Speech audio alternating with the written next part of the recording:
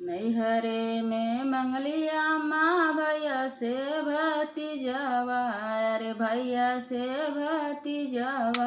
अरे ससुरे में भरल परिवार रे ललनवा, अरे ससुरे में भरल परिवार रे ललनवा।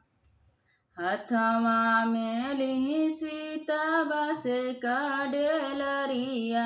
अरे बासे कडेलरिया, अरे शिव पूजन सीता जाई रे ललनवा, अरे शिव पूजन सीता जाई रे ललनवा। अरे नैहरे में मंगलिया माँ भैया से भतीजवा, अरे भैया से भतीजवा, अरे ससुरे में भरल परिवार रे ललनवा, अरे ससुरे में भर परिवार रे